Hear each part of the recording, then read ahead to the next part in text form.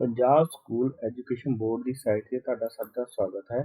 ਅੱਜ ਅਸੀਂ ਕਵਰ ਕਰਾਂਗੇ unit 4 10th class the security operations housekeeping retail.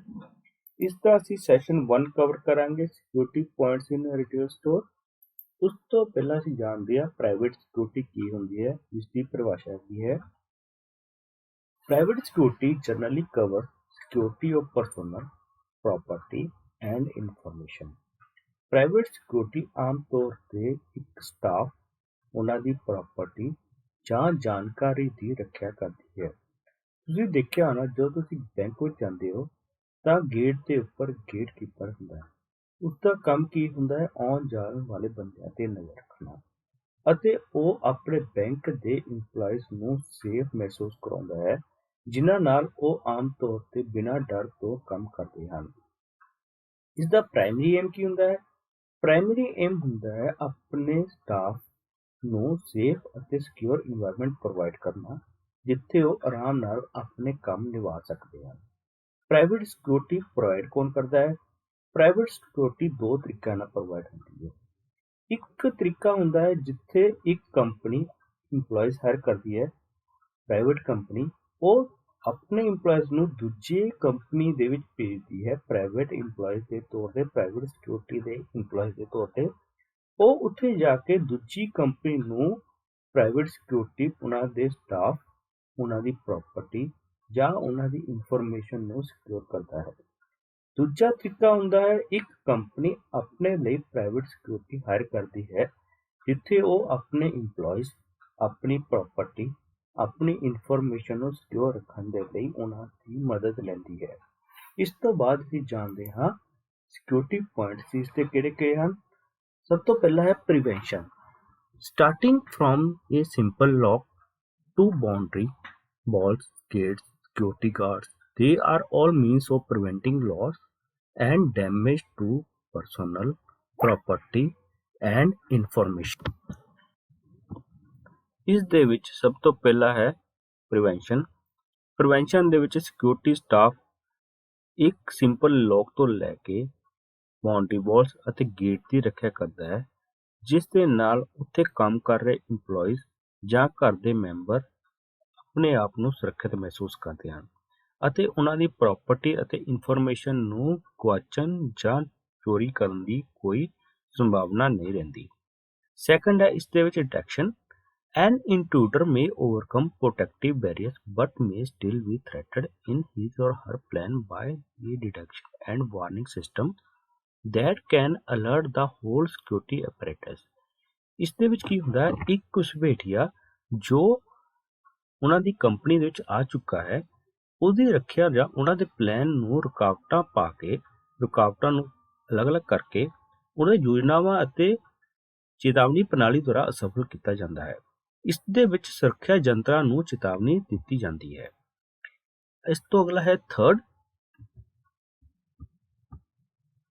Interference. Once an intrusion or breach is detected, immediate action is taken to interfere with the design of intruder and prevent him or her from executing his or her design।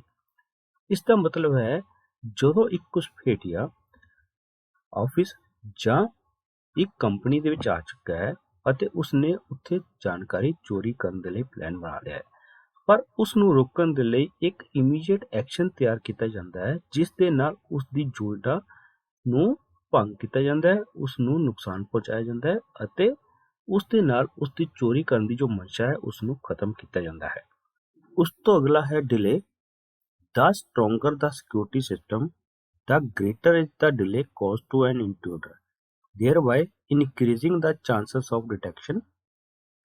ਜਿੰਨੀ ਜ਼ਿਆਦਾ delay ਹੋਏਗੀ ਉਨੇ ਜ਼ਿਆਦਾ chances ਹੋਣਗੇ ਇੰਟਰੂਡਰ ਦੇ, ਘੁਸਪੈਠੀਏ ਦੇ ਅੰਦਰ enter ਕਰਨ ਦੇ ਅਤੇ ਜਾਣਕਾਰੀ ਚੋਰੀ ਹੋਣ ਦੇ। ਉਸ ਤੋਂ ਉਭਰਨ ਦੇ ਲਈ ਕੀ ਕਰਨਾ ਚਾਹੀਦਾ ਹੈ? ਆਪਣੇ ਸਿਕਿਉਰਿਟੀ ਸਿਸਟਮ ਨੂੰ ਸਟਰੋਂਗ ਕਰਨਾ ਚਾਹੀਦਾ ਹੈ, ਜਿਹਦੇ ਨਾਲ ਪਹਿਲਾਂ ਹੀ ਉਸ ਦੀ ਡਿਟੈਕਸ਼ਨ ਹੋ ਸਕੇ, ਉਸ ਦਾ ਪਤਾ ਲੱਗ ਸਕੇ ਅਤੇ ਚੋਰੀ ਤੋਂ ਬਚਿਆ ਜਾ ਸਕੇ। ਇਹ ਹੋ ਗਿਆ ਡਿਲੇ ਦਾ। ਇਸ ਤੋਂ ਬਾਅਦ ਹੈ ਸਾਡੇ ਕੋਲ ਜੌਬ ਰੋਲਸ ਐਂਡ ਡਿਊਟੀਜ਼। ਸਭ ਤੋਂ ਪਹਿਲਾਂ ਅਸੀਂ ਗੱਲ ਕਰਦੇ ਹਾਂ reception duties of security guard. ਇਹਦੇ ਵਿੱਚ ਹੈ equipment are operational at the beginning of the duty. ਸਾਰੇ ਇਕਵਿਪਮੈਂਟ, ਸਾਰੇ ਜੋ ਕੰਮ ਕਰਨ ਦੇ ਯੰਤਰ ਹਨ ਉਹ ਕੰਮ ਕਰਨ ਦੀ ਹਾਲਤ ਦੇ ਵਿੱਚ ਹੋਣੇ ਚਾਹੀਦੇ ਹਨ ਜਦੋਂ ਡਿਊਟੀ ਸ਼ੁਰੂ ਹੁੰਦੀ ਹੈ। ਉਹਨਾਂ ਨੂੰ ਡਿਊਟੀ ਸ਼ੁਰੂ ਹੋਣ ਤੋਂ ਪਹਿਲਾਂ ਚੈੱਕ ਕਰਨਾ ਬਹੁਤ ਜ਼ਰੂਰੀ ਹੈ। ਸੈਕੰਡ ਹੈ visitors enter their particular in the visiting register.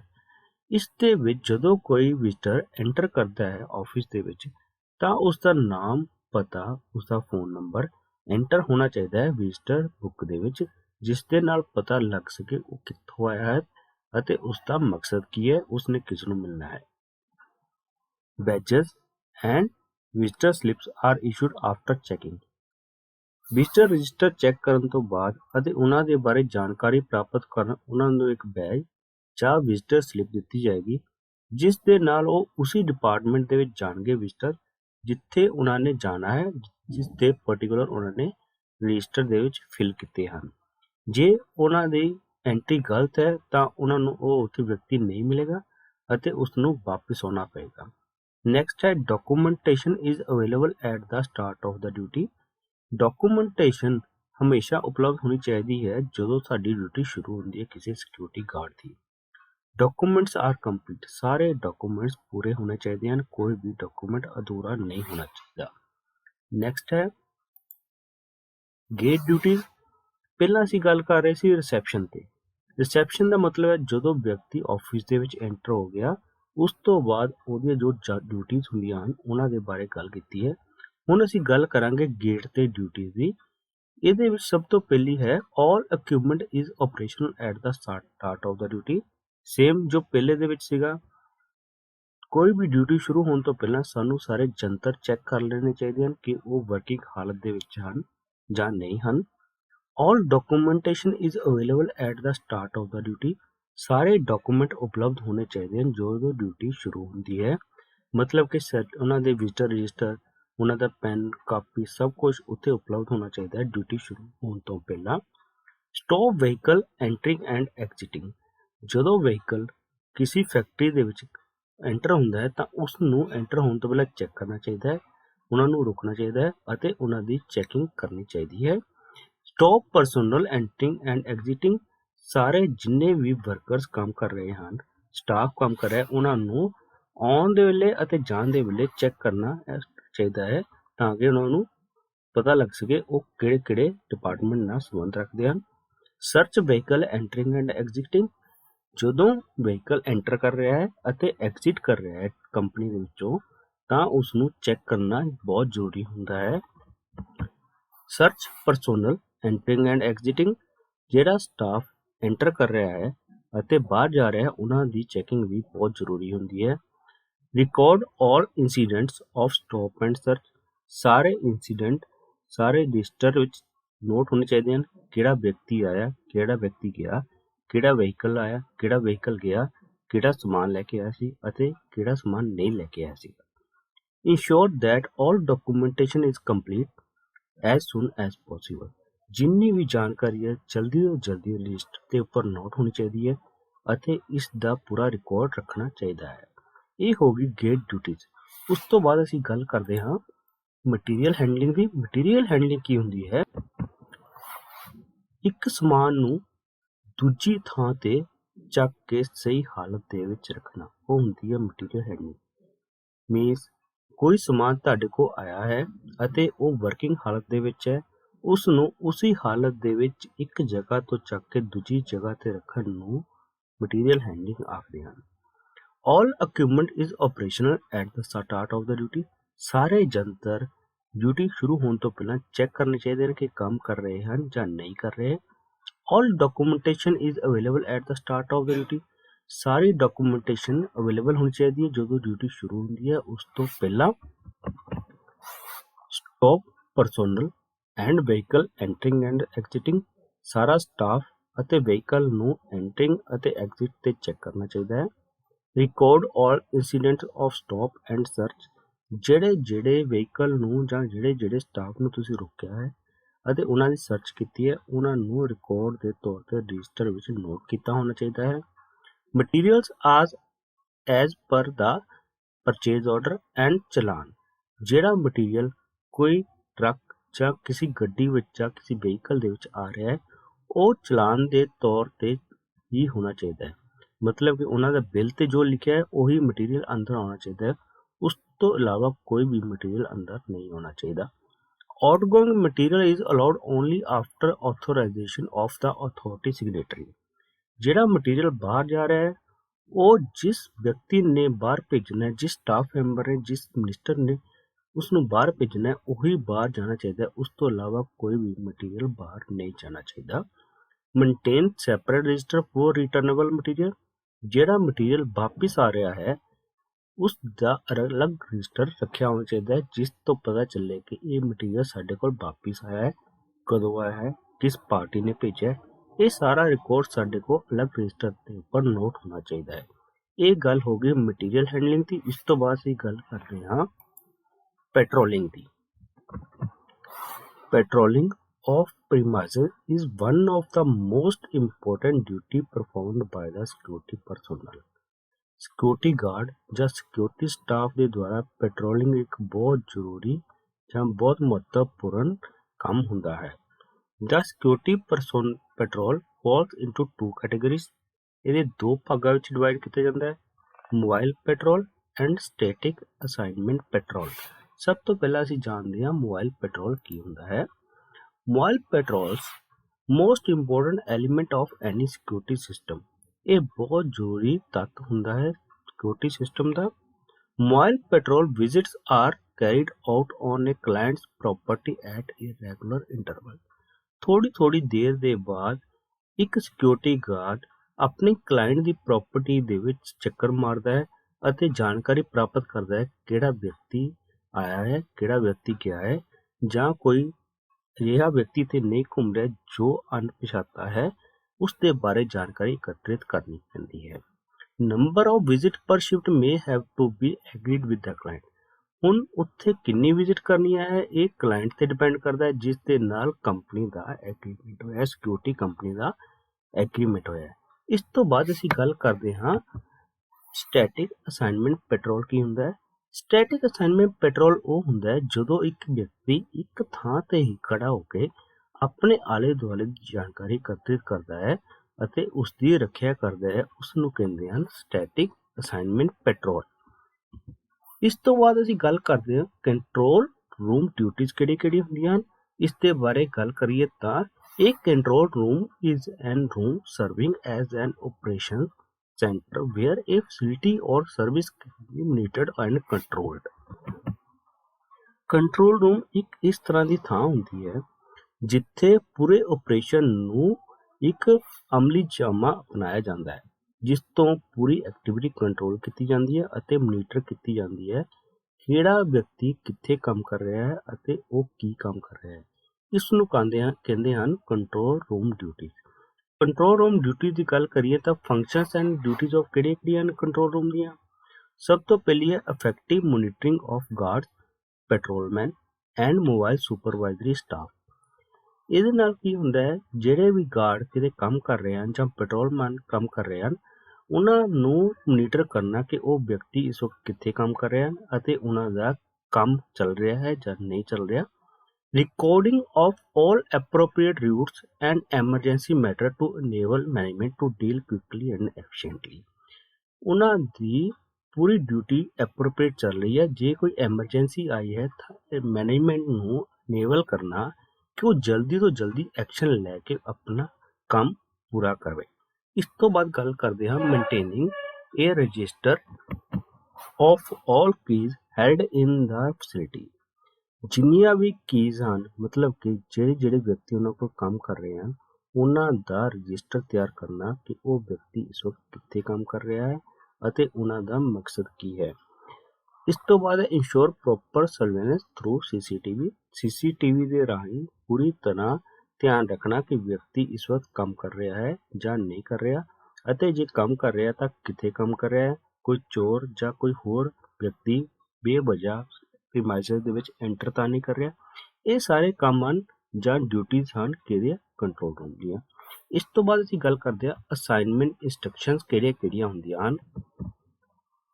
N important aspect in the execution of the security task is that every individual must be aware of his and her duties for which written instructions must exist। इसका मतलब है ਹਰ ਇੱਕ individual ਹਰ ਇੱਕ ਵਿਅਕਤੀ ਜੋ company ਦੇ ਵਿੱਚ ਕੰਮ ਕਰ ਰਿਹਾ ਉਸਨੂੰ ਆਪਣੀਆਂ ਡਿਊਟੀਆਂ ਦੇ ਬਾਰੇ ਪਤਾ ਹੋਣਾ ਚਾਹੀਦਾ ਹੈ ਜੋ ਲਿਖਤੀ ਰੂਪ ਦੇ ਵਿੱਚ ਉਸਦੇ ਕੋਲ ਉਪਲਬਧ ਹਨ। ਦੇ ਇੰਡੀਕੇਟ ਉਹ ਦੱਸਦੀਆਂ ਹਨ what the security personnel should do on the assignment। ਉਸਨੇ ਆਪਣੇ ਡਿਊਟੀ ਦੇ ਦੌਰਾਨ ਕੀ ਕਰਨਾ ਹੈ, ਕਿੱਥੇ ਜਾਣਾ ਹੈ, ਕਿੱਦਾਂ ਰਿਸਪੌਂਡ ਕਰਨਾ ਹੈ ਅਤੇ ਡਿਫਰੈਂਟ ਸਿਚੁਏਸ਼ਨ ਦੇ ਵਿੱਚ ਉਹਨੇ ਕਿਹੜੇ ਐਕਸ਼ਨ ਲੈਣੇ ਹਨ, ਪੈਟਰੋਲ ਰੂਟਸ ਉਹਦੇ ਕਿਹੜੇ ਹਨ, ਉਹਨ ਕਿਹੜੀਆਂ ਥਾਵਾਂ ਤੇ ਜਾਣਾ ਹੈ ਅਤੇ ਉਹਨਾਂ ਦੀ ਟਾਈਮਿੰਗ ਕੀ ਹੈ। ਲਾਈਨਸ ਆਫ ਕਮਿਊਨੀਕੇਸ਼ਨ ਉਹ ਕਿਸ ਤਰ੍ਹਾਂ ਆਪਣੇ ਵਿਅਕਤੀ ਆਪਣੇ ਕੰਟਰੋਲ ਰੂਮ ਨਾਲ ਕਮਿਊਨੀਕੇਟ ਕਰ ਸਕਦਾ ਹੈ। Comprehensive detail of the assignment ਕਿਹੜੀਆਂ ਉਸਦੀਆਂ ਡਿਟੇਲ ਹਨ ਉਹ ਲਿਖਤੀ ਰੂਪ ਦੇ ਵਿੱਚ ਉਸਕੋ ਉਪਲਬਧ ਹੋਣੀਆਂ ਚਾਹੀਦੀਆਂ ਹਨ। Precise instruction in respect of responsibility and accountability ਉਸਦੀ ਕੀ ਜ਼ਿੰਮੇਵਾਰੀਆਂ ਹਨ ਅਤੇ ਕੀ ਉਹ ਕਰ ਸਕਦਾ ਹੈ ਇਹ ਸਭ ਉਸਦੇ ਕੋਲ ਲਿਖਤੀ ਰੂਪ ਦੇ ਵਿੱਚ ਹੋਣਾ ਚਾਹੀਦਾ ਹੈ।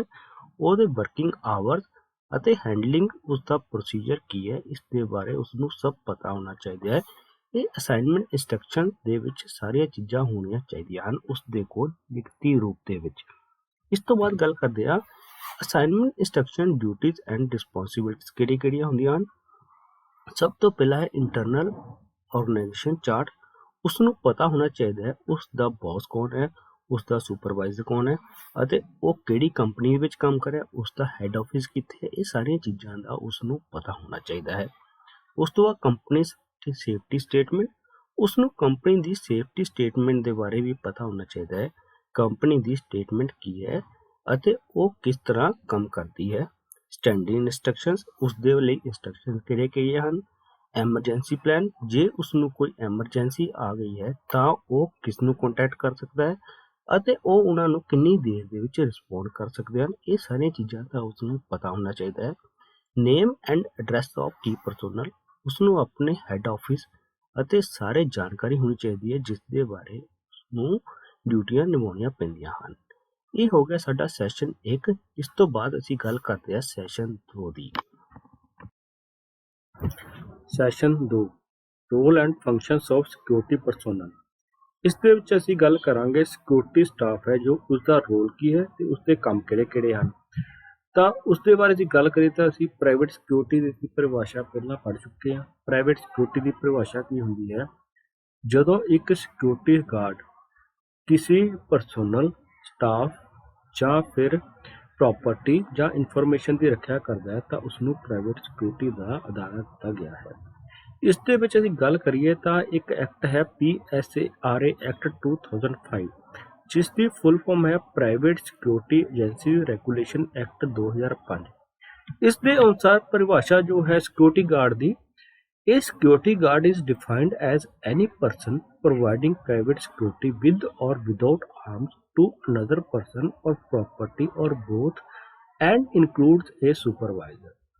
ਇਸ ਦੇ ਅਨੁਸਾਰ ਪ੍ਰਾਈਵੇਟ ਸਿਕਿਉਰਿਟੀ ਨੂੰ ਡਿਫਾਈਨ ਕਰੀਏ ਤਾਂ ਉਸ ਦੇ ਵਿੱਚ ਉਹ ਵਿਅਕਤੀ ਜਿਹੜਾ ਪ੍ਰਾਈਵੇਟ ਸਿਕਿਉਰਿਟੀ ਪ੍ਰੋਵਾਈਡ ਕਰ ਰਿਹਾ ਹੈ ਅਸਲੇ ਨਾਲ ਜਾਂ ਬਿਨਾਂ ਅਸਲੇ ਤੋਂ, ਤਾਂ ਉਹ ਕਿਸੇ ਵਿਅਕਤੀ ਨੂੰ ਜਾਂ ਕਿਸੇ ਪ੍ਰਾਪਰਟੀ ਦੀ ਰੱਖਿਆ ਕਰ ਰਿਹਾ ਹੈ ਜਿਸ ਦੇ ਵਿੱਚ ਉਹ ਆਪਣੇ ਇੱਕ ਸੁਪਰਵਾਈਜ਼ਰ ਦੇ ਅਧੀਨ ਕੰਮ ਕਰ ਰਿਹਾ ਹੈ ਤਾਂ ਉਸ ਨੂੰ ਪ੍ਰਾਈਵੇਟ ਸਿਕਿਉਰਿਟੀ ਦਾ ਅਦਾਰਾ ਕਿਹਾ ਜਾ ਸਕਦਾ ਹੈ ਜਾਂ ਪ੍ਰਾਈਵੇਟ ਸਿਕਿਉਰਿਟੀ ਦੀ ਪਰਿਭਾਸ਼ਾ ਕਿਹਾ ਜਾ ਸਕਦਾ ਹੈ PSARA ਐਕਟ 2005 ਦੇ ਅਨੁਸਾਰ। ਇਸ ਤੋਂ ਬਾਅਦ ਅਸੀਂ ਗੱਲ ਕਰੀਏ ਤਾਂ SOP ਕੀ ਹੁੰਦੀ ਹੈ। SOP ਦੀ ਗੱਲ ਕਰੀਏ ਤਾਂ SOP ਲਿਖਤੀ ਰੂਪ ਦੇ ਵਿੱਚ ਇੰਸਟਰਕਸ਼ਨਸ ਦਿੱਤੀਆਂ ਗਈਆਂ ਹੁੰਦੀਆਂ ਹਨ ਜਿਨ੍ਹਾਂ ਨੂੰ ਇੱਕ ਸਿਕਿਉਰਿਟੀ ਗਾਰਡ ਨੇ ਜਾਂ ਹਰ ਇੱਕ ਕੰਪਨੀ ਨੇ ਆਪਣੇ ਇੰਪਲਾਈਜ਼ ਲਈ ਰੱਖਿਆ ਹੁੰਦੀਆਂ ਹਨ। ਇਸ ਦੇ ਵਿੱਚ ਕੀ ਹੁੰਦਾ ਹੈ, SOP ਹਰ ਇੱਕ ਇੰਪਲਾਈ ਨੂੰ ਲਿਖਤੀ ਰੂਪ ਦੇ ਦਿੱਤੀ ਗਈ ਹੈ ਜਿਸ ਦੇ ਵਿੱਚ ਉਸਦਾ ਨਾਮ, ਉਸਨੇ ਕੀ ਕਰਨਾ ਹੈ, ਉਸਦਾ ਕੰਮ ਕਰਨ ਦਾ ਵਕਤ ਕੀ ਹੈ, ਉਹਨ ਕਿਹੜੇ ਇੰਸਟਰਕਸ਼ਨ ਫੋਲੋ ਕਰਨੀਆਂ ਹਨ, ਉਸਦੇ ਸੇਫਟੀ ਮੇਜਰਸ ਕਿਹੜੇ ਹਨ, ਸਭ ਚੀਜ਼ਾਂ ਉਸ ਦੇ ਵਿੱਚ ਆ ਜਾਂਦੀਆਂ ਹਨ। SOP ਦੀ ਪਰਿਭਾਸ਼ਾ ਗੱਲ ਕਰੀਏ ਤਾਂ SOP for a security guard varies with the type of job that the guard is doing। SOP ਅਲੱਗ-ਅਲੱਗ ਹੈ ਹਰ ਇੱਕ ਜੌਬ ਦੇ ਅਨੁਸਾਰ। ਸਿਕਿਉਰਿਟੀ ਗਾਰਡ ਕੋਈ ਪੈਟਰੋਲਿੰਗ ਕਰ ਰਿਹਾ ਹੈ, ਕੋਈ ਮੋਬਾਈਲ ਪੈਟਰੋਲ ਹੈ ਤੇ ਕੋਈ ਸਟੈਟਿਕ ਪੈਟਰੋਲਿੰਗ ਤੇ ਕੰਮ ਕਰ ਰਿਹਾ, ਤਾਂ ਉਹਨਾਂ ਲਈ ਹਰ ਇੱਕ ਦੇ ਲਈ SOP ਅਲੱਗ-ਅਲੱਗ ਹਨ। He she is required to perform the following general roles and functions। ਉਹਨੇ ਕਿਹੜੇ-ਕਿਹੜੇ ਜੋਬ ਰੋਲ करने हैं। wear neat and tidy uniform, उसने साफ सुथरी यूनिफॉर्म पहननी है। maintain hygiene and proper grooming, उसने पूरे हाइजीन अपने आप ਨੂੰ ਰੱਖਣਾ ਹੈ ਮਾਹੌਲ ਦੇ ਵਿੱਚ। obey and pass on to other security guard all orders and instructions received from supervisor, ਉਸਨੇ ਆਪਣੇ ਉੱਪਰ ਵਾਲੇ ਸੁਪਰਵਾਈਜ਼ਰ ਤੋਂ ਜੋ ਇੰਸਟਰਕਸ਼ਨਸ ਮਿਲੀਆਂ ਹਨ ਉਹਨਾਂ ਨੂੰ ਪਾਲਣਾ ਕਰਨੀ ਹੈ ਅਤੇ ਉਹਨਾਂ ਨੂੰ ਅੱਗੇ ਫਾਰਵਰਡ ਕਰਨਾ ਹੈ। ਟਾਕ ਪ੍ਰਾਇਰਟੀ, ਉਸਨੇ ਆਰਾਮ ਨਾਲ ਗੱਲ ਕਰਨੀ ਹੈ। Be watchful while on night patrol and check all suspicious person, ਉਸਨੇ ਆਪਣੇ ਅਧੀਨ ਕੰਮ ਕਰ ਰਹੇ ਜਿੰਨੇ ਵੀ ਵਿਅਕਤੀ ਹੈ ਉਹਨਾਂ ਨਾਲ ਪੈਟਰੋਲਿੰਗ ਤੇ ਨਾਲ ਕੰਟੈਕਟ ਰੱਖਣਾ ਹੈ। ਉਸ ਤੋਂ ਬਾਅਦ ਉਸਨੇ ਨਾਈਟ ਪੈਟਰੋਲਿੰਗ ਦੇ ਵਿੱਚ ਜਿੰਨੇ ਵੀ ਵਿਅਕਤੀ ਉਸ ਨੂੰ ਸਸਪੀਸ਼ੀਅਸ ਲੱਗ ਰਹੇ ਹਨ ਉਹਨਾਂ ਤੇ ਧਿਆਨ ਰੱਖਣਾ ਹੈ ਅਤੇ ਉਹ ਕੀ ਕੰਮ ਕਰ ਰਹੇ ਹਨ ਇਹ ਸਭ ਚੀਜ਼ਾਂ ਦਾ ਉਹਨੇ ਉਸ ਵਕਤ ਧਿਆਨ ਰੱਖਣਾ ਹੈ। ਵਰਕ ਐਜ਼ ਏ ਟੀਮ, ਉਹਨੇ ਇੱਕ ਟੀਮ ਦੇ ਤੌਰ ਤੇ ਕੰਮ ਕਰਨਾ ਹੈ। ਮੇਕ ਪ੍ਰੋਪਰ ਐਂਟਰੀ ਇਨ ਦਾ ਵਿਜ਼ਟਰ ਲੌਗ, ਉਸਨੇ ਵਿਜ਼ਟਰ ਰਜਿਸਟਰ ਹੈ ਜੋ ਉਸ ਦੇ ਵਿੱਚ ਪ੍ਰੋਪਰ ਐਂਟਰੀਜ਼ ਕਰਨੀਆਂ ਹਨ। Leave his post only after giving charge, ਉਸਨੇ ਆਪਣੇ ਤੋਂ ਨੈਕਸਟ ਜੋ ਉਸਦਾ ਇੰਪਲੋਈ ਹੈ ਉਸਨੂੰ ਚਾਰਜ ਦੇਣ ਤੋਂ ਬਾਅਦ ਹੀ ਆਪਣੀ ਜੋ ਪੋਸਟ ਹੈ ਉਹ ਛੱਡਣੀ ਹੈ। ਇਹ ਹੋ ਗਈਆਂ SOP ਸਿਕਿਉਰਿਟੀ ਗਾਰਡਸ ਲਈ ਜੋ ਵੈਰੀ ਕਰਦੀਆਂ ਹਨ ਉਹਨਾਂ ਦੇ ਜੋਬ ਰੋਲ ਦੇ ਅਕੋਰਡਿੰਗ। ਉਸ ਤੋਂ ਬਾਅਦ ਦੀ ਗੱਲ ਕਰਦੇ ਹਾਂ ਐਲੀਜੀਬਿਲਿਟੀ ਕੀ ਹੈ ਇੱਕ ਸਿਕਿਉਰਿਟੀ ਗਾਰਡ ਦੀ, ਉਸਨੂੰ ਕੀ ਚੀਜ਼ਾਂ ਚਾਹੀਦੀਆਂ ਹਨ ਇੱਕ ਸਿਕਿਉਰਿਟੀ ਗਾਰਡ ਬਣਨ ਦੇ ਲਈ। ਉਸਦੇ ਬਾਰੇ ਗੱਲ ਕਰੀਏ ਤਾਂ height 160 centimetre for male and 150 centimetre for female, ਇੱਕ ਆਦਮੀ ਦੇ ਲਈ ਜੋ ਉਸਦੀ ਹਾਈਟ ਹੈ 160 ਸੈਂਟੀਮੀਟਰ ਹੋਣੀ ਚਾਹੀਦੀ ਹੈ, ਇੱਕ ਔਰਤ ਦੇ ਲਈ 150 ਸੈਂਟੀਮੀਟਰ ਹਾਈਟ ਹੋਣੀ ਚਾਹੀਦੀ ਹੈ। weight according to standard table of height and weight, ਉਸਦੀ ਹਾਈਟ ਦੇ ਅਨੁਸਾਰ ਜੋ weight ਬਣਦਾ ਹੈ ਉਹ ਉਸਦੇ ਅਕੋਰਡਿੰਗ ਹੀ ਹੋਣਾ ਚਾਹੀਦਾ ਹੈ। Chest 80 centimetre with N expansion of 4 centimetre, ਇਹ ਸਿਰਫ ਮੇਲ ਦੇ ਲਈ ਹੈ, ਫੀਮੇਲ ਦੇ ਲਈ ਕੋਈ ਰਿਕੁਆਇਰਮੈਂਟ ਨਹੀਂ ਹੈ। 80 ਸੈਂਟੀਮੀਟਰ ਮੇਲ ਦੀ ਛਾਤੀ ਹੋਣੀ ਚਾਹੀਦੀ ਹੈ ਅਤੇ ਫੁਲਾ ਕੇ 4 ਸੈਂਟੀਮੀਟਰ ਵਧਾ ਕੇ 84 ਸੈਂਟੀਮੀਟਰ ਹੋਣੀ ਚਾਹੀਦੀ ਹੈ। Eyesight far sight vision 6 near vision 0.6 ਹੋਣਾ ਚਾਹੀਦਾ ਹੈ। ਉਸਨੂੰ ਕੋਈ ਕਲਰ ਬਲਾਈਂਡਨੈਸ ਨਹੀਂ ਹੋਣੀ ਚਾਹੀਦੀ ਹੈ, ਮਤਲਬ ਕਿ ਜੋ ਉਸਨੂੰ ਕਲਰ ਦਿਖਾਈ ਦਿੰਦੇ ਹਨ ਉਹ ਸੇਮ ਕਲਰ ਹੋਣਾ ਚਾਹੀਦਾ ਹੈ। ਕਲਰ ਬਲਾਈਂਡਨੈਸ ਦੇ ਵਿੱਚ ਕੋਈ ਕਲਰ ਹੋਰ ਦਿਖਾਈ ਦਿੰਦਾ ਹੈ, ਕਈ ਵਾਰ ਬਲੈਕ ਐਂਡ ਵਾਈਟ ਦਿਖਦਾ ਹੈ, ਉਹ ਚੀਜ਼ਾਂ ਉਹਨੂੰ ਨਹੀਂ ਹੋਣੀਆਂ ਚਾਹੀਦੀਆਂ। Read and understand display in English alphabet and Arabic number, ਉਸਨੂੰ ਇੰਗਲਿਸ਼ ਅਲਫਾਬੈਟ ਦਾ ਪਤਾ ਹੋਣਾ ਚਾਹੀਦਾ ਹੈ ਅਤੇ ਅਰੈਬਿਕ ਨੰਬਰ ਦਾ ਪਤਾ ਹੋਣਾ ਚਾਹੀਦਾ ਹੈ ਕਿਹੜੇ ਹਨ। ਹੀਅਰਿੰਗ, ਉਸਨੂੰ ਕੋਈ ਹੀਅਰਿੰਗ ਡਿਫੈਕਟ ਨਹੀਂ ਹੋਣਾ ਚਾਹੀਦਾ। ਇਹ ਗੱਲਾਂ ਹੋ ਗਈਆਂ ਐਲੀਜੀਬਿਲਿਟੀ ਸਿਕਿਉਰਿਟੀ ਗਾਰਡ ਬਣਨ ਦੇ ਲਈ ਕਿਹੜੀਆਂ ਹਨ। ਉਸ ਤੋਂ ਬਾਅਦ ਟਾਈਪਸ ਆਫ ਸਿਕਿਉਰਿਟੀ ਗਾਰਡ ਕਿਹੜੇ ਹਨ। ਸਟੈਟਿਕ ਸਿਕਿਉਰਿਟੀ ਗਾਰਡਸ ਇੱਕ ਥਾਂ ਤੇ ਰੁਕ ਕੇ ਆਲੇ ਦੁਆਲੇ ਨਿਗਾਹ ਰੱਖਦੇ ਹਨ, ਕੋਈ ਸਸਪੀਸ਼ੀਅਸ ਵਿਅਕਤੀ ਜਾਂ ਸਸਪੀਸ਼ੀਅਸ ਐਕਟੀਵਿਟੀ ਤਾਂ ਨਹੀਂ ਹੋ ਰਹੀ। ਇਹ ਸਾਰੀਆਂ ਹਨ ਟਾਈਪਸ ਆਫ ਸਿਕਿਉਰਿਟੀ ਗਾਰਡ ਦੀਆਂ, ਇਹ ਕਿਸ ਤਰ੍ਹਾਂ ਕੰਮ ਕਰਦੇ ਹਨ ਅਤੇ ਕਿਹੜੇ ਸਿਕਿਉਰਿਟੀ ਗਾਰਡਸ ਹੁੰਦੇ ਹਨ। ਉਸ ਤੋਂ ਬਾਅਦ ਗੱਲ ਕਰੀਏ ਤਾਂ ਸਿਕਿਉਰਿਟੀ ਸੁਪਰਵਾਈਜ਼ਰ ਜਾਂ ਹੈਡ ਸਿਕਿਉਰਿਟੀ ਗਾਰਡ ਕੌਣ ਹੁੰਦਾ ਹੈ। Supervisor is a person in the first line management who monitors and regulates employees for their performance with regard to assigned or delegated tasks। ਇਹ ਆਮ ਤੌਰ ਤੇ ਜੋ ਸਿਕਿਉਰਿਟੀ ਗਾਰਡ ਹੁੰਦਾ ਹੈ ਉਸ ਦੇ ਉੱਪਰ ਫਸਟ ਲਾਈਨ ਦੇ ਵਿੱਚ ਉਹਨਾਂ ਦਾ ਧਿਆਨ ਰੱਖਣ ਲਈ ਤੇ ਉਹਨਾਂ ਨੂੰ ਇੰਸਟਰਕਸ਼ਨ ਦੇਣ ਲਈ ਇਹਨਾਂ ਨੂੰ ਰੱਖਿਆ ਜਾਂਦਾ ਹੈ। ਉਹਨਾਂ ਨੂੰ ਅਸੀਂ ਆਖਦੇ ਹਾਂ ਸਿਕਿਉਰਿਟੀ ਸੁਪਰਵਾਈਜ਼ਰ ਜਾਂ ਹੈਡ ਗਾਰਡ। ਇਹਨਾਂ ਦਾ ਕੰਮ ਕੀ ਹੁੰਦਾ ਹੈ, ਜੋ ਵੀ ਇੰਸਟਰਕਸ਼ਨ ਇਹਨਾਂ ਨੂੰ ਮੈਨੇਜਮੈਂਟ ਵੱਲੋਂ ਮਿਲਦੀਆਂ ਹਨ ਉਹਨਾਂ ਨੂੰ ਦੂਜੇ ਸਿਕਿਉਰਿਟੀ ਗਾਰਡ ਤੱਕ ਭੇਜਣਾ ਅਤੇ ਜੋ ਉਹਨਾਂ ਨੂੰ ਐਕਟੀਵਿਟੀ ਦਿੱਤੀਆਂ ਗਈਆਂ ਹਨ ਉਹਨਾਂ ਦਾ ਧਿਆਨ ਰੱਖਣਾ।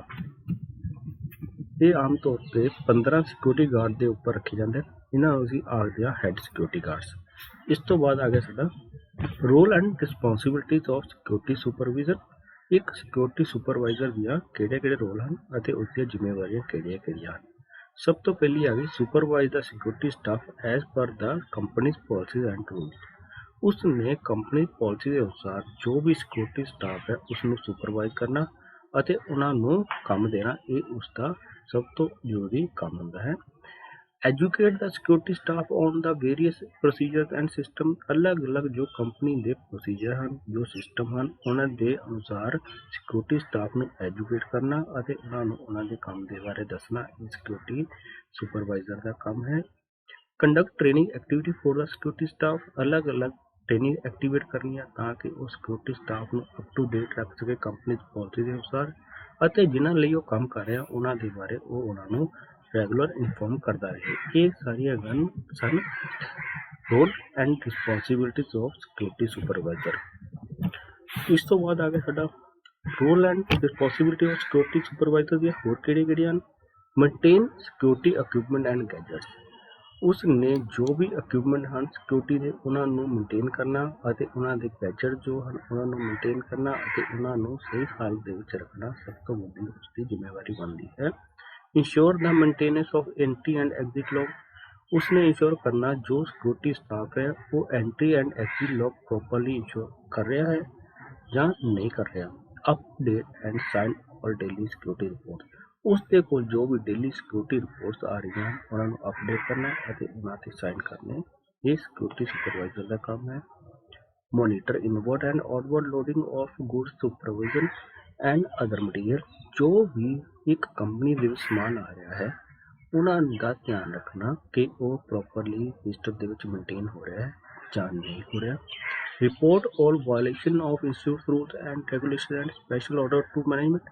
ਉਸ ਨੇ ਜੋ ਵੀ ਵਾਇਲੇਸ਼ਨ ਹੋ ਰਹੀ ਹੈ ਇੰਸਟੀਟਿਊਟ ਦੀ ਉਹਨਾਂ ਦੇ ਲਈ ਮੈਨੇਜਮੈਂਟ ਨੂੰ ਇਨਫੋਰਮ ਕਰਨਾ ਅਤੇ ਉਹਨਾਂ ਤੋਂ ਸਪੈਸ਼ਲ ਆਰਡਰ ਲੈ ਕੇ ਉਹਨਾਂ ਨੂੰ ਖਤਮ ਕਰਨ ਦੀ ਪਰਮਿਸ਼ਨ ਲੈਣੀ। ਉਸ ਤੋਂ ਬਾਅਦ ਅਸੀਂ ਗੱਲ ਕਰਦੇ ਹਾਂ ਫੀਲਡ ਆਫਸਰ ਜਾਂ ਇੰਸਪੈਕਟਰ ਕੌਣ ਹੁੰਦਾ ਹੈ। These are the persons responsible to the management of security company to enforce and implement of policy। ਇਹ ਉਹ ਵਿਅਕਤੀ ਹੁੰਦੇ ਹਨ ਜਿਨ੍ਹਾਂ ਨੂੰ ਕੰਪਨੀ ਦੀ ਪਾਲਿਸੀਆਂ ਨੂੰ ਇੰਪਲੀਮੈਂਟ ਕਰਨਾ ਹੁੰਦਾ ਹੈ ਅਤੇ ਉਹਨਾਂ ਨੂੰ ਲਾਗੂ ਕਰਨਾ ਹੁੰਦਾ ਹੈ। ਇਹਨਾਂ ਦਾ ਮੇਨ ਮਕਸਦ ਕੀ ਹੁੰਦਾ ਹੈ ਜੋ ਵੀ ਕੰਪਨੀ ਦੀ ਪਾਲਿਸੀਆਂ ਹਨ ਉਹਨਾਂ ਨੂੰ ਸਿਕਿਉਰਿਟੀ ਗਾਰਡਸ ਤੱਕ ਪਹੁੰਚਾਉਣਾ ਅਤੇ ਉਹਨਾਂ ਨੂੰ ਪ੍ਰੋਪਰਲੀ ਮੈਨੇਜ ਕਰਨਾ ਉਹਨਾਂ ਨੂੰ ਇੰਪਲੀਮੈਂਟ ਕਰਨਾ ਇਹ ਫੀਲਡ ਆਫਸਰ ਜਾਂ ਇੰਸਪੈਕਟਰ ਦਾ ਕੰਮ ਹੁੰਦਾ ਹੈ। ਉਸ ਤੋਂ ਬਾਅਦ ਅਸੀਂ ਗੱਲ ਕਰਦੇ ਹਾਂ assignment officer. Assignment officer who monitors and regulates employees for their performance of assigned or delegated tasks। ਇਹ ਉਹ ਵਿਅਕਤੀ ਹੁੰਦੇ ਹਨ ਜੋ ਉਹਨਾਂ ਦੇ ਅੰਦਰ ਜੋ ਵੀ ਸਟਾਫ ਕੰਮ ਕਰ ਰਿਹਾ ਉਹਨਾਂ ਨੂੰ ਮੋਨੀਟਰ ਕਰਨਾ ਅਤੇ ਉਹਨਾਂ ਨੂੰ ਇੰਸਟਰਕਸ਼ਨ ਦੇਣੀਆਂ ਕਿ ਪ੍ਰੋਪਰਲੀ ਕੰਮ ਕਰੋ ਅਤੇ ਇਹ ਕੰਮ ਉਹਨਾਂ ਨੂੰ ਡਿਸਾਈਡ ਕਰਨਾ ਕਿ ਉਹਨਾਂ ਦਾ ਕੰਮ ਕੀ ਹੈ ਔਰ ਕਿੱਥੇ ਜਾਣਾ ਹੈ ਉਹਨਾਂ ਨੇ ਕਦੋਂ ਕੰਮ ਕਰਨਾ ਉਹਨਾਂ ਦੇ ਵਰਕਿੰਗ ਆਵਰਸ ਕੀ ਹਨ। ਇਹ ਸਭ ਚੀਜ਼ਾਂ ਅਸਾਈਨਮੈਂਟ ਆਫਿਸਰ ਦਾ ਕੰਮ ਹੁੰਦਾ ਹੈ।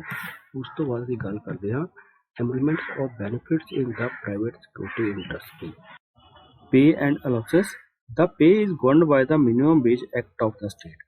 ਹਰ ਇੱਕ ਸਟੇਟ ਨੇ ਆਪਣੀ ਮਿਨੀਮਮ ਵੇਜ ਐਕਟ ਬਣਾਇਆ ਹੋਇਆ ਹੈ ਜਿਸ ਦੇ ਵਿੱਚ ਦੱਸਿਆ ਗਿਆ ਹੈ ਹਰ ਇੱਕ ਮਜ਼ਦੂਰ ਨੂੰ ਘੱਟੋ ਘੱਟ ਮਜ਼ਦੂਰੀ ਕਿੰਨੀ ਮਿਲਣੀ ਹੈ ਅਤੇ ਇੱਕ ਇੰਪਲੋਈ ਨੂੰ ਘੱਟੋ ਘੱਟ ਸੈਲਰੀ ਕਿੰਨੀ ਮਿਲਣੀ ਹੈ।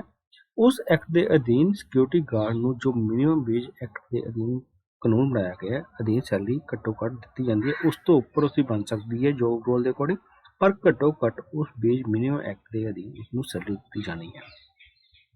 ਅੱਗੇ ਆ ਗਿਆ provident fund. N EMPLOYEE saves 12% of the basic wage and equal amount is contributed by employer। ਹਰ ਇੱਕ ਇੰਪਲੋਈ ਦੇ ਲਈ 12% ਜੋ ਉਸਦੀ ਮਿਨੀਮਮ ਸੈਲਰੀ ਹੈ ਉਸ ਦਾ 12% ਪ੍ਰੋਵੀਡੈਂਟ ਫੰਡ ਦੇ ਵਿੱਚ ਜਾਂਦਾ ਹੈ ਅਤੇ ਉਨਾ ਹੀ ਹਿੱਸਾ ਕੰਪਨੀ ਪਾਉਂਦੀ ਹੈ ਮਤਲਬ ਕਿ ਉਹਦਾ 12% ਪਲੱਸ 12% ਪ੍ਰੋਵੀਡੈਂਟ ਫੰਡ ਦੇ ਵਿੱਚ ਜਮ੍ਹਾਂ ਹੁੰਦਾ ਹੈ ਜਿਸ ਦੇ ਨਾਲ ਉਸ ਦੀ ਸੇਵਿੰਗ ਬਣ ਜਾਂਦੀ ਹੈ। ਉਸ ਤੋਂ ਬਾਅਦ ਗੱਲ ਕਰਦੇ ਹਾਂ ESIC ਦੀ। ESIC ਦੀ ਫੁੱਲ ਫਾਰਮ ਹੈ employee state insurance scheme. Under the scheme employees contributory insurance cover is available at marginal contribution of 1.75% of the basic wage। Basic wage ਹੈ ਜੋ ਉਸਦਾ 1.7% ਕੱਟ ਕੇ ਉਸ ਨੂੰ ESIC ਅਧੀਨ ਇੰਸ਼ੋਰੈਂਸ ਦਿੱਤੀ ਜਾਂਦੀ ਹੈ ਜਿਸ ਦੇ ਵਿੱਚ ਉਸ ਨੂੰ ਮੈਡੀਕਲ ਬੈਨੀਫਿਟ ਅਤੇ ਸਿਕਨੈਸ ਬੈਨੀਫਿਟ ਦਿੱਤੇ ਜਾਂਦੇ ਹਨ। ਸਿਕਨੈਸ ਬੈਨੀਫਿਟ ਜੋ ਹਨ ਉਹ ਤਿੰਨ ਤਰ੍ਹਾਂ ਦੇ ਹੁੰਦੇ ਹਨ extended sickness benefit, enhance sickness benefit and maternity benefit. ਇਹ ਗੱਲ ਹੋ ਗਈ ESIC ਦੀ। ESIC ਦੇ ਵਿੱਚ ਵੀ ਡਿਸੇਬਿਲਿਟੀ ਬੈਨੀਫਿਟ ਦਿੱਤਾ ਜਾਂਦਾ ਹੈ। ਡਿਸੇਬਿਲਿਟੀ ਬੈਨੀਫਿਟ ਦੋ ਤਰ੍ਹਾਂ ਦਾ ਹੁੰਦਾ ਹੈ ਟੈਂਪਰੇਰੀ ਐਂਡ ਪਰਮਾਨੈਂਟ। ਟੈਂਪਰੇਰੀ ਦੀ ਗੱਲ ਕਰੀਏ ਤਾਂ temporary disability benefit at the rate of 90% of the wage is payable so long as disability continue. जिन्नी देर तक डिसेबिलिटी रहिंदी है उन्नी देर तक उसकी जो 90% है वेज वो उसनों मिलती रहेगी। उस तो बाद आ गया permanent disability benefit. The benefit paid at the rate of 90% of the wage in the form of monthly payment depending upon the extent of loss of earning capacity as certified by the medical board. जिन्नी देर तक loss of earning capacity उनको रहिंदी है उन्नी देर तक 90% of the veg दी जाएगी हर महीने परमानेंट डिसेबिलिटी वाले परसन नूं। उस तो बाद आकर dependent benefit it is paid at the rate of 90% of wage in the form of monthly payment to the dependent. जे डेथ हो जाती है उस केस दे विच की हुंदा है 90% ऑफ द वेज दी जाती है डिपेंडेंट नूं हर महीने। जे मान लीए 100 रुपया उसनूं हर महीने वेज मिलती सी तो 90 रुपये उन्होंने डिपेंडेंट नूं मिलेगी वेज हर महीने। उस तो बाद गल करिए तो अगे साडे कोल राजीव गांधी श्रमिक कल्याण योजना 2005। इस दे विच आख्या गया है an insured person who became unemployed after being insured 3 or more years. जे कोई व्यक्ति 3 साल या उस तो वध इंश्योर्ड रहन तो बाद अनएम्पलॉयड हुंदा है, मतलब उसकी जॉब चल जाती है, उस केस दे विच due to closure of the factory और इस्टैबलिशमेंट या फैक्ट्री बंद हो गई है ਜਾਂ ਫਿਰ ਇਸਟੈਬਲਿਸ਼ਮੈਂਟ ਬੰਦ ਹੋ ਗਈ ਹੈ ਉਸ ਦੇ ਵਿੱਚ ਉਸਨੂੰ ਹੇਠ ਲਿਖੇ ਬੈਨੀਫਿਟ ਦਿੱਤੇ ਜਾਣਗੇ। Unemployment allowance equal to 50% of the wage for maximum period of up to 1 year. 1 ਸਾਲ ਤੱਕ ਉਸਨੂੰ ਅਨਇਮਿਟੀ ਅਲਾਊਂਸ ਮਿਲਦਾ ਰਹੇਗਾ 50% ਉਸਦੀ ਵੇਜ ਦਾ। Medical care for self and family person from ESIC hospital. ESI hospital तो उन्होंने मैडिकल फैसिलिटी उन्होंने ते उहदी फैमिली नूं मिलती रहेगी। Vocational training provided for upgradation skills. उन्होंने स्किल्स नूं इंप्रूव करने के लिए उन्होंने वोकेशनल ट्रेनिंग दी जाएगी free of cost. Expenditure on fee travelling allowance borne by the ESIC।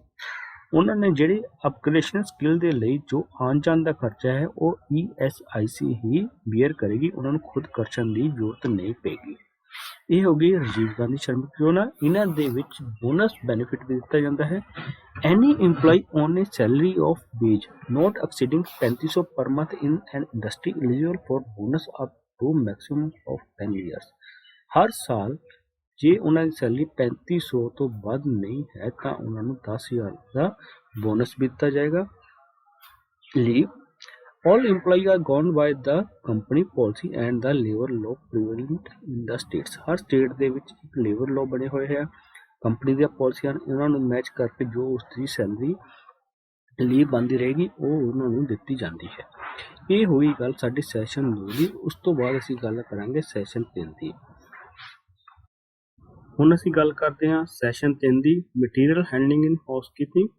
ਸਭ ਤੋਂ ਪਹਿਲਾਂ ਅਸੀਂ ਜਾਣਦੇ ਹਾਂ ਮਟੀਰੀਅਲ ਹੈਂਡਲਿੰਗ ਕੀ ਹੁੰਦਾ ਹੈ। ਮਟੀਰੀਅਲ ਹੈਂਡਲਿੰਗ ਦੇ ਵਿੱਚ ਜਦੋਂ ਸਮਾਨ ਕੋਈ ਪ੍ਰਾਪਤ ਹੋਇਆ ਤਾਂ ਉਸ ਸਮਾਨ ਨੂੰ ਉਸ ਜਗ੍ਹਾ ਤੋਂ ਲੈ ਕੇ ਉਸਦੀ ਆਪਣੀ ਜਗ੍ਹਾ ਤੱਕ ਲੈ ਕੇ ਜਾਣ ਦੀ ਪ੍ਰਕਿਰਿਆ ਨੂੰ ਮਟੀਰੀਅਲ ਹੈਂਡਲਿੰਗ ਆਖਦੇ ਹਨ। ਇਸ ਦੇ ਵਿੱਚ ਸਮਾਨ ਜਿਸ ਪ੍ਰਕਿਰਿਆ ਦੇ ਵਿੱਚ ਜਿਸ ਤਰ੍ਹਾਂ ਪ੍ਰਾਪਤ ਹੋਇਆ ਉਸੇ ਤਰ੍ਹਾਂ ਹੀ ਸਮਾਨ ਨੂੰ ਉਸਦੀ ਜਗ੍ਹਾ ਤੱਕ ਲੈ ਕੇ ਜਾਣਾ ਬਿਨਾਂ ਕੋਈ ਨੁਕਸਾਨ ਪਹੁੰਚਾਏ। ਉਸ ਤੋਂ ਬਾਅਦ ਹੀ ਜਾਣਦੇ ਹਾਂ ਹਾਊਸਕੀਪਿੰਗ ਕੀ ਹੁੰਦਾ ਹੈ।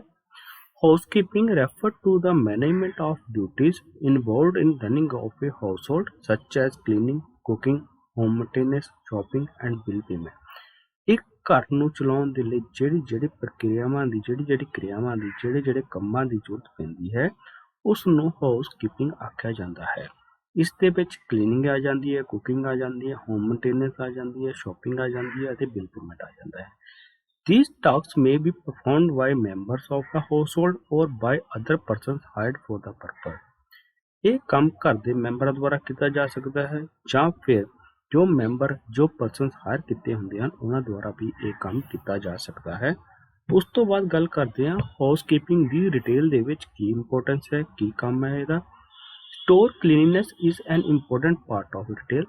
Customer want to shop in a clean, well-mannered, well-lit store so they have confidence that the merchandise purchased there is also clean and of good quality।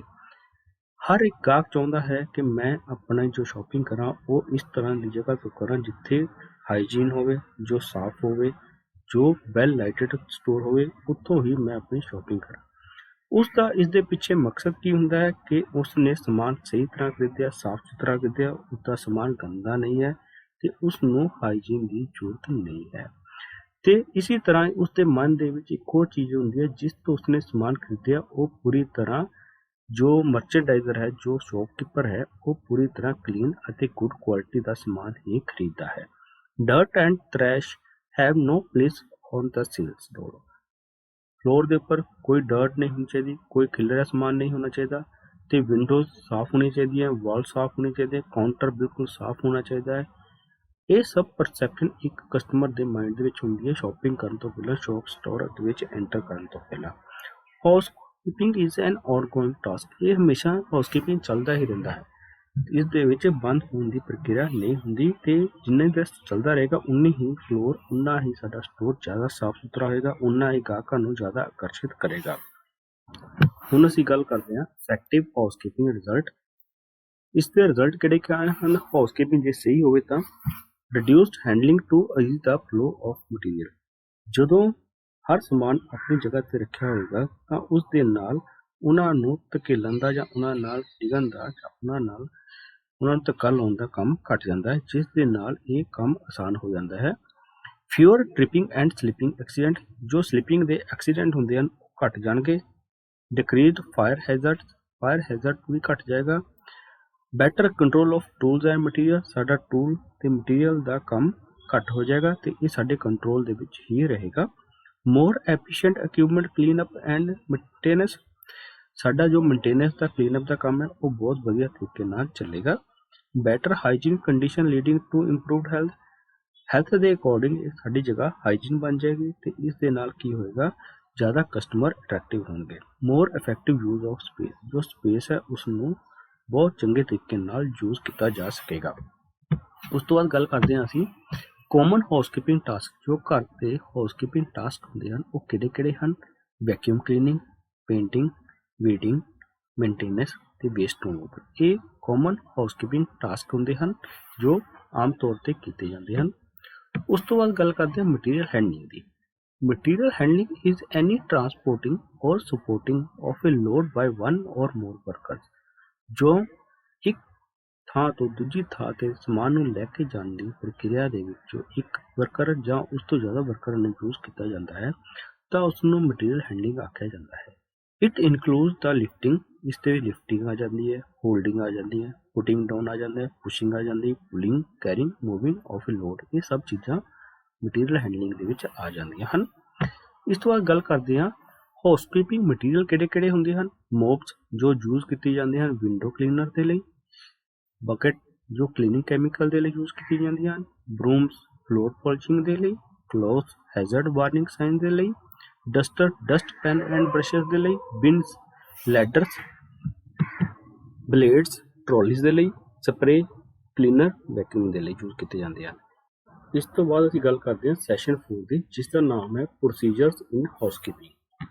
उस तो पहले जानते हैं नीड ऑफ हाउसकीपिंग की है, हाउसकीपिंग की जरूरत क्यों है। एक clean place to work is a necessary for safety. सुरक्षा के लिए एक साफ सुथरी जगह का होना बहुत जरूरी है। Good housekeeping is a part of your job. In order to have a pleasant and safe workplace everyone must do his or her part to keep the plant orderly and clean. एक साफ सुथरी जगह रखने दे विच हर एक इंपलॉई का, हर एक worker का अपना अपना महत्व है। हर एक नूं अपनी जगह साफ सुथरी रखनी चाहिए, जिस दे नाल कि वो जगह साफ सुथरी रहेगी और गाहकां दा लई ज़्यादा आकर्षण का कारण बनेगी। Good housekeeping will protect you and your fellow employees against slipping, tripping and other hazard. Good housekeeping के नाल की होएगा, तुहानूं ते तुहाडे साथियां नूं स्लिपिंग, ट्रिपिंग ते अदर हैज़ार्ड तो तुहानूं सुरक्षित रहेगी। उस तो बाद असीं गल करते हैं प्रोसीजर्स ऑफ हाउसकीपिंग। सब तो पहला है immediate clean up any paint, grease, oil and water. सतह ते जदी कोई पेंट, ग्रीस, ऑयल या पानी डिग्या होया है तो उसनूं सब तो पहला साफ करो। उस तो बाद है pick up and banding scrap material, put in scrap metal bins. Scrap metal bins दे विच जो डस्टबिन असीं कह सकते हैं, उसके स्क्रैप मैटल बिन ते जो डस्टबिन हैं उन्हां दे विच बैंडिंग ਅਤੇ स्क्रैप मटीरियल सुट्टो। Put any scrap paper boxes extra into the proper garbage container or recycle bin. Proper garbage box ਦੇ ਵਿੱਚ ਜਾਂ ਰੀਸਾਈਕਲ ਬਿਨ ਦੇ ਵਿੱਚ ਪੇਪਰ ਰਿਲੇਟਡ ਜਾਂ ਬਾਕਸ ਜੋ ਗੱਤੇ ਦੇ ਹੁੰਦੇ ਹਨ ਉਹਨਾਂ ਨੂੰ ਉਸ ਦੇ ਵਿੱਚ ਸੁੱਟੋ। Put cans into bins marked for cans. Cans ਦੇ ਲਈ ਜੋ ਬਣੇ ਹਨ ਡਸਟਬਿਨਸ ਉਹਨਾਂ ਦੇ ਵਿੱਚ ਕੈਨ ਸੁੱਟੋ। Clean up debris and organise tables and workstations that you have been using so that the next person can start with a clean work area। ਤੁਸੀਂ ਆਪਣੀ ਜਗ੍ਹਾ ਨੂੰ ਸਾਫ਼ ਸੁਥਰਾ ਰੱਖੋ ਜਿਸ ਦੇ ਨਾਲ ਅਗਲਾ ਵਿਅਕਤੀ ਆਉਣ ਵਾਲਾ ਉੱਥੇ ਸਹੀ ਤਰ੍ਹਾਂ ਕੰਮ ਕਰ ਸਕੇ। ਉਸ ਤੋਂ ਬਾਅਦ ਹੈ ਇਹਦੇ ਵਿੱਚ clean machines and surrounding area after use. ਸਾਰੀਆਂ ਮਸ਼ੀਨਸ ਅਤੇ ਸਰਾਊਂਡਿੰਗ ਏਰੀਆ ਉਹਨਾਂ ਦੇ ਸਾਫ਼ ਰੱਖੋ। Return all hand tools to their proper place ਦੇ ਉੱਪਰ हैंड टूल्स रखो जितों तुसीं चुके हैं। Keep all walkways other areas in front of fire extinguisher. जो फायर एक्सटिंग्विशर के सामने जो भी एरिया है उसनों साफ रखो। नैवर लीव हुक्स और हैंगर्स ऑन द फ्लोर। कभी भी हुक अते हैंगर नूं फ्लोर ते ना सुट्टो। Keep the office and surrounding area clean and clear of parts junks. Office नूं हमेशा साफ सुथरा रखो। Keep storage area neat and organise. Storage area ਨੂੰ ਹਮੇਸ਼ਾ ਸਾਫ਼ ਸੁਥਰਾ ਰੱਖੋ ਅਤੇ ਆਰਗੇਨਾਈਜ਼ ਤਰੀਕੇ ਨਾਲ ਉੱਥੇ ਸਮਾਨ ਨੂੰ ਰੱਖਿਆ ਜਾਵੇ। ਪ੍ਰੋਸੀਜਰ ਆਫ ਹਾਊਸਕੀਪਿੰਗ ਦੇ ਵਿੱਚ ਨੈਕਸਟ ਹੈ keep your locker and change area clean and neat. Change area ਅਤੇ ਲੋਕਰ ਨੂੰ ਸਾਫ਼ ਸੁਥਰਾ ਰੱਖੋ। Keep desk and filing cabinet clean and well organised. Cabinet ਅਤੇ ਡੈਸਕ ਨੂੰ ਸਾਫ਼ ਸੁਥਰਾ ਅਤੇ ਵੈਲ ਆਰਗੇਨਾਈਜ਼ ਕਰੋ। Clean office computer printer area at the end of every shift. ਹਰ ਸ਼ਿਫਟ ਤੋਂ ਬਾਅਦ ਆਫਿਸ ਕੰਪਿਊਟਰ ਅਤੇ ਪ੍ਰਿੰਟਰ ਨੂੰ ਸਾਫ਼ ਕਰੋ। Clean as you go. जान तो पहला तुसी अपने एरिया ਨੂੰ ਸਾਫ਼ ਰੱਖੋ। Remember a safe shop is a clean shop। ਇੱਕ ਸਾਫ਼ ਸੁਥਰੀ ਜਗ੍ਹਾ ਹੀ ਸੁਰੱਖਿਅਤ ਹੈ। ਉਸ ਤੋਂ ਬਾਅਦ ਦੀ ਗੱਲ ਕਰਦੇ ਹਾਂ ਕੀ ਪੁਆਇੰਟਸ ਦੀ। ਕੀ ਪੁਆਇੰਟਸ ਕਿਹੜੇ ਕਿਹੜੇ ਹਨ? ਕਲੀਨ ਸਾਫ਼ ਸੁਥਰਾ ਹੋਣਾ ਚਾਹੀਦੀ ਹੈ ਜਗ੍ਹਾ। ਸੇਫ ਸੁਰੱਖਿਅਤ ਹੋਣੀ ਚਾਹੀਦੀ ਹੈ। ਅਨਕਲਟਰਡ ਖਲਾਰਾ ਨਹੀਂ ਪਿਆ ਹੋਣਾ ਚਾਹੀਦਾ। ਵੈਲ ਆਰਗੇਨਾਈਜ਼ਡ ਆਪਣਾ ਸਮਾਨ ਸਹੀ ਜਗ੍ਹਾ ਤੇ ਰੱਖਿਆ ਚਾਹੀਦਾ ਹੈ। ਕਸਟਮਰ ਫ੍ਰੈਂਡਲੀ ਏਰੀਆ ਉਹ ਹੋਣਾ ਚਾਹੀਦਾ। ਇਹ ਸਨ ਕੀ points environment। it is common to accumulate general waste material। Waste material ਦਾ ਆਮ ਤੌਰ ਤੇ ਇਕੱਠਾ ਹੋਣਾ ਇੱਕ ਆਮ ਗੱਲ ਹੁੰਦੀ ਹੈ ਜਦੋਂ ਰਿਟੇਲ ਸਟੋਰ ਬਹੁਤ ਵੱਡਾ ਜਾਂ ਬਹੁਤ ਬਿਜੀ ਹੁੰਦਾ ਹੈ। ਉਸ ਦੇ ਲਈ ਵੇਸਟ ਮਟੀਰੀਅਲ ਦੇ ਵਿੱਚ ਦੋ ਕੈਟਾਗਰੀ ਦੇ ਵਿੱਚ ਅਸੀਂ ਡਿਵਾਈਡ ਕਰਦੇ ਹਾਂ ਜਨਰਲ ਮਟੀਰੀਅਲ ਤੇ ਫੂਡ ਮਟੀਰੀਅਲ। ਜਨਰਲ ਮਟੀਰੀਅਲ ਦੇ ਵਿੱਚ ਕਿਹੜੀਆਂ ਚੀਜ਼ਾਂ ਆ ਜਾਂਦੀਆਂ ਹਨ? ਪੈਕੇਜਿੰਗ ਮਟੀਰੀਅਲ, ਰਬਿਸ਼, ਬ੍ਰੋਕਨ ਔਰ ਡੈਮੇਜ ਮਰਚੈਂਡਾਈਜ਼, ਪੇਪਰ, ਗਲਾਸ, ਪਲਾਸਟਿਕ। ਇਹ ਸਭ ਚੀਜ਼ਾਂ ਆ ਜਾਂਦੀਆਂ ਹਨ ਜਨਰਲ ਮਟੀਰੀਅਲ ਦੇ ਵਿੱਚ ਇੱਕ ਰਿਟੇਲ ਸਟੋਰ ਦੇ। ਉਸ ਤੋਂ ਬਾਅਦ ਗੱਲ ਕਰਦੇ ਹਾਂ if the retail store deals with food other food or liquid waste material might include. ਇਸ ਦੇ ਵਿੱਚ ਕਿਹੜੀ ਚੀਜ਼ਾਂ ਆ ਜਾਂਦੀਆਂ ਹਨ? Food substances, fats, oils. ਇਹ ਸਭ ਚੀਜ਼ਾਂ ਆ ਜਾਂਦੀਆਂ ਹਨ ਫੂਡ ਮਰਚੈਂਡਾਈਜ਼ ਦੇ ਵਿੱਚ। ਇਸ ਦੇ ਨਾਲ ਹੀ ਸਾਡਾ ਯੂਨਿਟ 4 ਖਤਮ ਹੁੰਦਾ ਹੈ। Thank you.